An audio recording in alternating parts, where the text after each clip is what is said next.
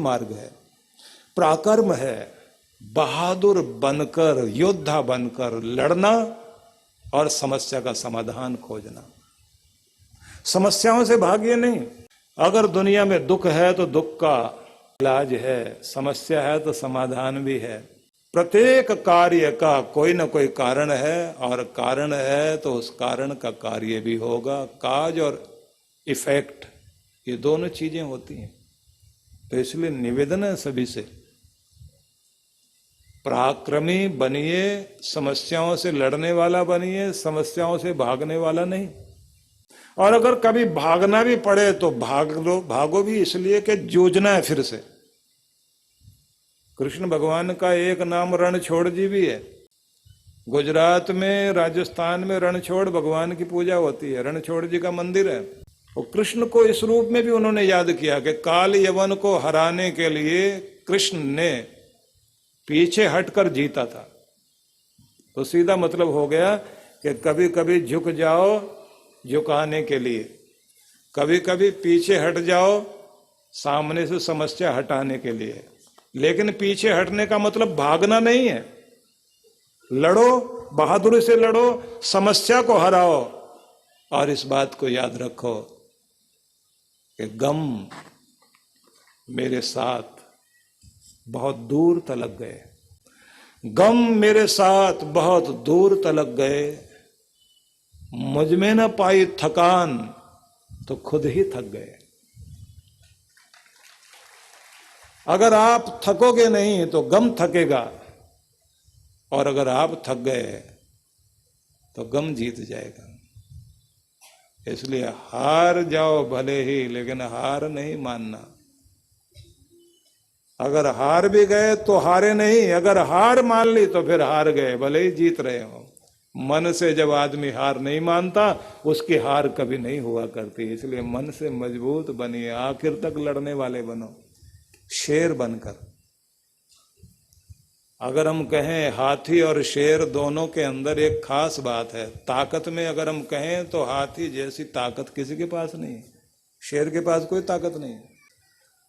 शेर के पास तो निर्भीकता है, बहादुरी है, निडरता है, इसलिए वो मस्ती से पूरे जंगल में सोता है।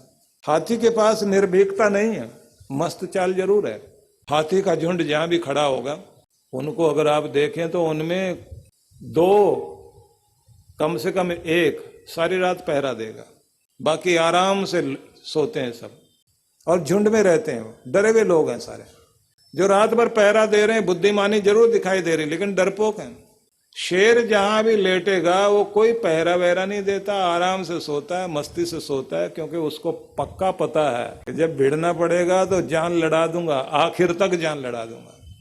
इसलिए आसान बात नहीं है। बकरी का बलिदान लोग करते हैं, लेकिन शेर का कोई नहीं, क्योंकि उसकी तरफ तो उंगली उठाने की भी हिम्मत नहीं है। और जो बकरी बन जाता है उसका बलिदान होता है हमेशा, बार बार उसका कान पकड़ के खींच के ले जाते हैं। अगर आप पराक्रमी बन जाएं तो कोई समस्या नहीं बनेगी। अगर डर डर करके जियोगे तो फिर आपको ज्यादा समस्या आएगी। इसलिए अच्छा हो, हर चीज का सामना करने के लिए मजबूती पैदा करें। कुछ लोगों की आदत ये होती है, वो डर के कारण में ज्यादा बड़ा दर्द भोगते हैं। गांव में किसी को सजा दी गई, किसी ने गलती कर दी, पंचायत ने सजा दी कि या तो 100 प्याज खाओ या 50 जूते। तो आदमी जो है आसानी की तरफ भागने वाला था, उसने कहा भाई साहब ऐसा कीजिए, जूते वूते तो ठीक नहीं है, प्याज खिला दीजिए। और प्याज लेकर आए तो 10 प्याज खाने के बाद बोला इससे तो बहुत बुरी हालत होगी, इससे तो अच्छा जूते लगा लीजिए। जैसे 5 जूते लगे उसके बाद बोला नहीं प्याज लाइए, और हुआ ये कि उसने 100 प्याज भी पूरे कर लिए और 50 जूते भी पूरे कर लिए। समस्या से भागने वाले को डबल मार पड़ती है, ध्यान रखिए। और समस्या का सामना करने वाले को जो मार लग रही है वो मार भी मार नहीं रहती, प्रहार नहीं रहता, उसको भी उपहार बनना पड़ता है। इसलिए अपने आप को अंदर से मजबूत करना सीखिए। मजबूती मन से आती है, तन से कभी नहीं आती। मन में मजबूती है तो तन में भी मजबूती हो जाएगी, मन में मजबूती है तो घर में भी मजबूती हो जाएगी, मन में मजबूती है तो आपके साथ काम करने वालों में मजबूती आ जाएगी। अगर आपका मन ही कमजोर है तो आपके तन में भी कमजोरी आएगी और आपके साथ काम करने वाले लोग भी कायर और डरपोक हो जाएंगे। इसलिए खुद के मन को मजबूत करने के लिए पराक्रमी बने, निर्भय बने, योद्धा बने, बहादुरी को समझें। और याद रखिए, वीरता धीरे धीरे बढ़ती है। एक जीत आपको और वीर बनाती, दूसरी जीत और वीर बनाएगी। और अगर हार भी गए और मन में ये सोच लिया कि मैं बहुत बहादुरों की तरह लड़ा हूं, तो जीतोगे फिर आप। जिन लोगों ने सफलताएं प्राप्त की वो एक दिन में नहीं आ गए, लगातार कोशिश करते रहे। एडिसन जैसा साइंटिस्ट 600 बार हारा होगा, और जब पहली सफलता मिली, सफलता के बाद तो उसका ऐसा जोश बढ़ा। 2000 के लगभग आविष्कार दुनिया में उस व्यक्ति ने किए। आविष्कार पर आविष्कार होते गए और पेटेंट कराता गया। अपने समय का अमीर भी बना वो, क्योंकि वो मस्ती जो अंदर छाया करती है आदमी के, वो नशा बन जाता है। फिर सफलता का नशा हो जाता है। एक सफलता, फिर दूसरी, फिर तीसरी, फिर चौथी। तो आपको जीतने की आदत बनानी है, हारने पर भी टूटना नहीं। और इसके लिए एक ढंग है। एक तो अंदर ये कहा करो, क्या फर्क पड़ता है अगर कुछ गलत हो भी गया, चोट लग भी गई, किसी ने कुछ बुरा बोल भी दिया, क्या फर्क पड़ता है?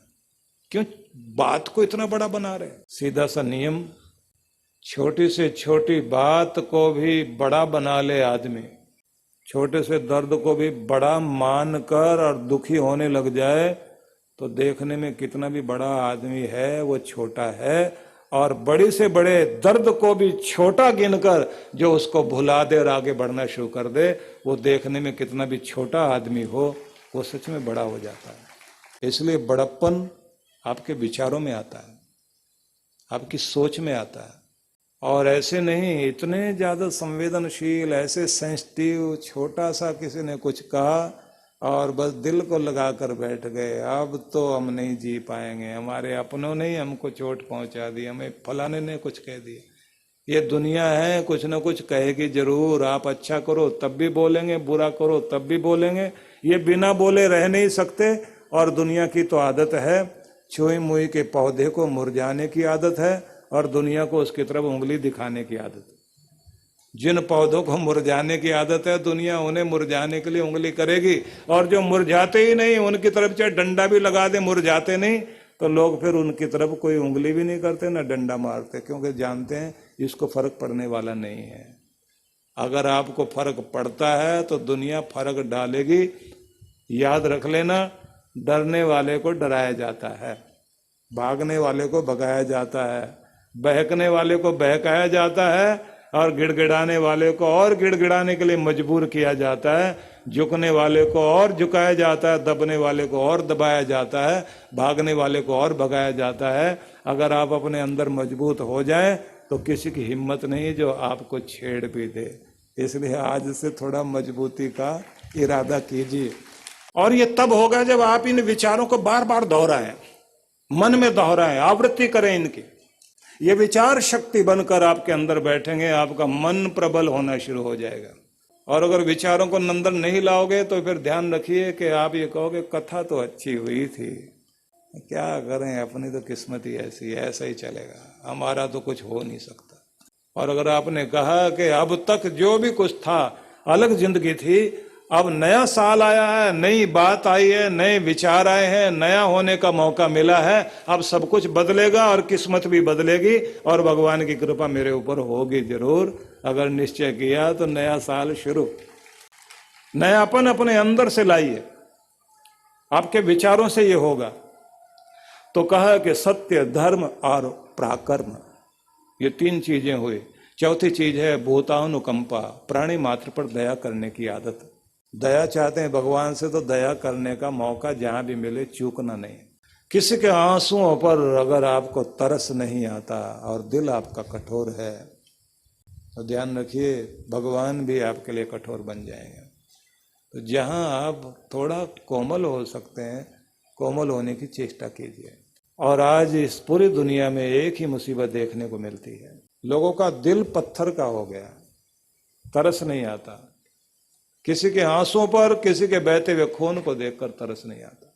अगर लोगों का दिल कोमल हो जाए और दया वाला हो जाए, इस दुनिया का भला हो सकता है।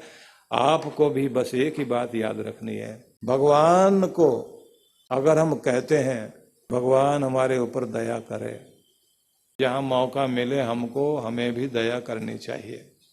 अगर हम ये कहते हैं कि भगवान हमें याद रखे, हम उसे याद करते हैं ना, तो वो हमें याद करे, हमारा ध्यान रहे उसे।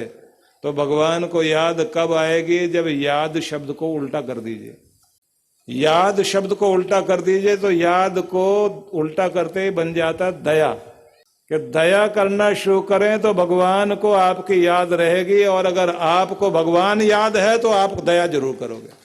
जिसके दिल में परमात्मा की याद है उसके कर्म में दया है, और जिसके कर्म में दया है उसे भगवान जरूर याद है। और जो भगवान की राह में दया करता है तो उसके ऊपर परमात्मा भी दया करता है, क्योंकि भगवान को उसकी याद आती है। आज से ये चौथी चीज दया, इसे भी पकड़ेंगे। आगे बात कहिए, प्रियवादिताच, मधुरता से बोलना और कहना। ये मार्ग है जो आपको उस और लेकर जाता है, आपके अंदर वो पूर्णता आती है और आप अपने सागर से मिलते हैं, जिसे पाने आए थे उस तरफ पहुंचते हैं। तो कहते हैं प्रियवाद तब आएगा जीवन में जब मधुरता को हर समय महसूस करें। तरीका यह है, जब आप पूजा में बैठते हैं ना, तो अंदर शांति महसूस करें, प्रेम महसूस करें, परमात्मा की दया को अनुभव करें, उसके बरसते हुए आशीर्वादों को अंदर अनुभव करें। अपने रोम रोम में एक फूल खिलने जैसी खिलावट अनुभव करें। मेरा रोआ रोआ खिल उठा, मानो खुशबू और शांति प्रेम सब उतर आया हो अंदर। जैसे शावर से ऊपर से बारिश हो रही हो, पानी गिर रहा हो, ऐसे परमात्मा की कृपा, करुणा, उसका आशीर्वाद प्रकाश बनकर आपके ऊपर गिर रहा है, ऐसा अनुभव करो। इसका तरीका सुनिए। मंदिर में जब आप बैठे ना, आंखें बंद करते ही अपने प्रभु को प्रणाम करके नाम जपना शुरू करो। अब आप नाम जप रहे हैं, श्री राम श्री राम श्री राम श्री राम, हरि ओम हरि ओम हरि ओम हरि ओम, ओम नमः शिवाय ओम नमः शिवाय ओम नमः शिवाय। कहते कहते आपके बोल से ही शांति अंदर उतरे, अतिशय प्रेम। और आंखें खोलकर अपनी मूर्ति को भगवान की तरफ देखें और उसे समझें कि जैसे पहले तो वो सोने की बन गई, अब धीरे धीरे उसमें से प्रकाश झर रहा है, बाहर प्रकट हो रहा है। मूर्ति प्रकाश बन गई और प्रकाश बिंदु बनकर माथे पर आ गया, माथे से आके पूरे शरीर में फैल गया, अंदर तक उतर आया। अंदर का प्रकाश पूरी दुनिया में फैला हुआ है, जैसे मैं रोशनी में नहा रहा हूं, ऐसे महसूस करना। ज्योतिर्मय रूप धारण कर ले मूर्ति, बिंदु बनकर आपके अंदर उतरने लग जाए। आप उस स्वरूप को, अपने इष्ट देव को, अपने प्रभु को ज्योतिर्मय रूप में देखो। आप देखते जा रहे हैं, आंखें बंद किए हुए, अंदर महसूस कर रहे हैं प्रकाश बनकर मेरे अंतर में परमात्मा का प्रेम उतर रहा है।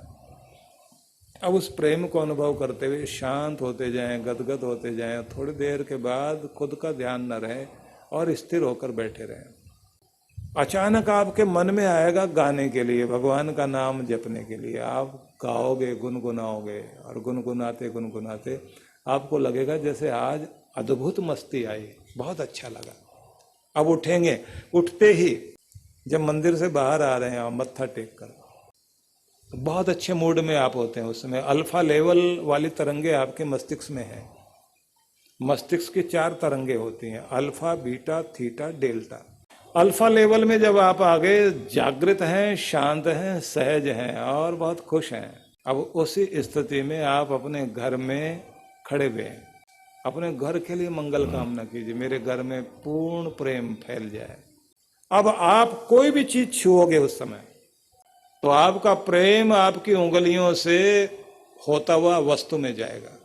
किसी के सिर पे भी हाथ रख दिया, अपने हाथ भी पकड़ लिया, तो आप आश्चर्य करोगे उस समय का स्पर्श बहुत अद्भुत होता है। इसलिए जो परमात्मा के प्रेम में डूबे हुए लोग होते हैं उनका स्पर्श ही अलग तरह का होता है। माथे पर भी हाथ लगे तो ऐसा लगता न जाने क्या चीज अंदर गई है, बहुत अजीब लगता है। तो उस प्रेम से जब आप छूते हैं किसी को भी, तो आपको एहसास होता है कि ये प्रेम इंसान का नहीं है, परमात्मा का उतरवा रूप इसके हृदय में आया था और वही इसकी उंगलियों के पोरों से मुझ तक पहुंचा है। बहुत शांति मिलती है, बहुत अच्छा लगता है। आप ध्यान करके उठिए, अपनी गाड़ी का दरवाजा भी खोलोगे ना तो खोलने का ढंग ही बदल जाएगा। इतने प्यार से दरवाजा खोल के प्यार से अंदर बैठोगे, शांति से चलाते हुए घर की तरफ आओगे। और आपकी शांति भंग भी कर रहा हो, कोई पीछे से हॉर्न बजाता हुआ सामने आ रहा है, आप उसको साइड दोगे और आप कहोगे आइए आप। अब बिल्कुल प्यार से घर में गए, दरवाजे पर जाके आपने बैल बजाई, घर में आए तो एकदम बहुत आराम से घर में आके खड़े होते हैं। और घर में सबको ही बहुत अजीब लगता है कि आज बहुत बदले बदले से लग रहे हैं। पहले घर का मालिक घर में प्रवेश करता था तो डांटता डपटता हुआ, आज इतने प्रेम से आके खड़ा हुआ। घर के लोग भी मंगल कामना करते हैं, हे भगवान ऐसे जैसे आज मंदिर से आए ऐसे ही रोज आया करें, भगवान की कृपा इनके ऊपर रोज ही ऐसे रहे। क्योंकि आदमी पूरी दुनिया में सीधा बन के रहता है, लेकिन जैसे घर में आता है उस समय फुंकारना शुरू कर देता है। सांप भी अपने बिल में जाता है तो अपने घर में घुसता सीधा होकर, पूरी दुनिया में टेढ़ा होकर घूमता। आदमी उल्टा है, सारी दुनिया में सीधा, घर में टेढ़ा मेढ़ा। तो जब आप अपने पूजा करके घर में पहुंचे, मंदिर के दर्शन करके आए, वहां पूजा करके आए, ध्यान करके आए, तो मंदिर की शांति, मंदिर का प्रेम, मंदिर में परमात्मा की कृपा को दिल में बसाकर घर में आकर फैला दो और वहां से लाकर अपनी दुकान में फैला दो। बरकत आपकी दूर तक फैल जाए और आपके माध्यम से परमात्मा का प्रेम प्रकट होने लग जाए। तो इसे कहते हैं प्रियवादिता, कि ये प्रियवादिता जिंदगी का हिस्सा बने।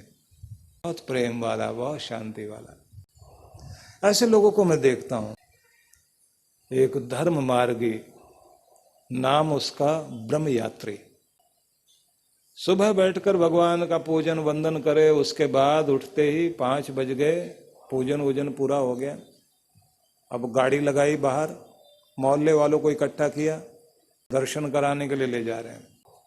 मंदिर दूर पड़ता है, लेकर प्रसिद्ध मंदिर में गए, सबको दर्शन कराए, खुद भी पूजन वूजन किया और जाते समय भी भगवान की चर्चा करते हुए गए और आते समय भगवान की चर्चा करते हुए। और अगर कोई दूसरी इधर उधर की चर्चा करता है तो इशारा करता है, नहीं ये समय परमात्मा का चिंतन मनन करना और उसी की चर्चा करने का समय है। जब घर में आकर छोड़ दिया तो लोग कहते हैं इस व्यक्ति के कारण हमारा रोज धर्म होता है, भक्ति होती है, नहीं तुम सोए रह जाते।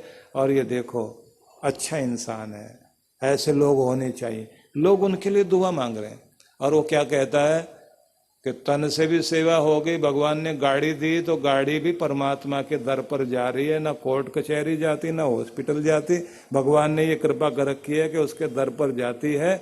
खुद का भी भला हो रहा, दूसरों का भी भला हो रहा। अब मौका ढूंढता है वो, कभी कोई कुंभ का मौका है या कोई तीर्थ का अवसर है या कोई किसी बड़े स्थान में तीर्थ में जाने का मौका है, तो पहले पूरे मोहल्ले में खबर करके आता है, भाई हम दर्शन करने जाएंगे, किसी भाई को चलना हो, कंसेशन में टिकट मिल रहा है, ऐसा हो रहा है वैसा हो रहा, खाने पीने का पूरा साधन रहेगा, मेरे साथ चलिए। 10, 20, 50 का जत्था लेकर जाता है। और ध्यान रखिए ऐसा व्यक्ति खुद तरता है और औरों को तारता है, क्योंकि वो परमात्मा का प्रतिनिधि है, स्वर्ग से बिछड़ा हुआ साथी है, जिस धरती को भी स्वर्ग बनाने में लगा हुआ। और कुछ वे हैं नरक से निकले हुए, इस धरती को नरक बनाने में लगे हुए और दूसरों को भी आदतें सिखा रहे हैं। अपने पैसे लगाकर जुआ खिलवाएगा, अपने पैसे देकर पिलाएगा, शराब बिगाड़ने का काम करेगा। ऐसे लोग न जाने कितने कितने लोगों के घर बिगाड़ते हैं। मैं ये निवेदन करना चाहता हूँ, धर्म बांटें, धर्म फैलाएं, घर घर में सत्संग हो, अच्छे विचारों का प्रभाव दुनिया में हो, लोगों के हाथ में परमात्मा के नाम की माला हो और माथे पर परमात्मा के नाम का तिलक हो, जबान पर उसका नाम बस जाए, इस बात की कोशिश करते रहिए। ये कोशिश जब आप करेंगे तो कहते हैं हृदय में प्रेम बैठ गया। इसे कहा जाता है देव, अतिथि और द्विजाति का पूजन। मतलब जो ज्ञानी लोग हैं उनका वंदन, गुरुजनों का वंदन, अतिथियों का सम्मान, देवताओं का वंदन का जहाँ इस तरह का वंदन और धर्म चलता है कि उन लोगों को परमात्मा की तरफ चलना आ गया, दूसरों को भी लेकर चलते हैं, का इनको कहते हैं पथ, सतपथ ढूंढना आ गया। तो निवेदन है सभी को, आज से सफलता के लिए हर रोज स्वयं को बदलना है, सीखना है, निरंतरता अपनानी है और आगे बढ़ते जाना है, क्योंकि हम दुनिया में सफल होने के लिए आए हैं। हर वह व्यक्ति जो भगवान की अनुकंपा पाना चाहता है उसे एक ही चीज ध्यान में रखनी कि जितना हो सके इस शरीर का, भगवान की दी हुई उपलब्धि का हम उपयोग कर सकें।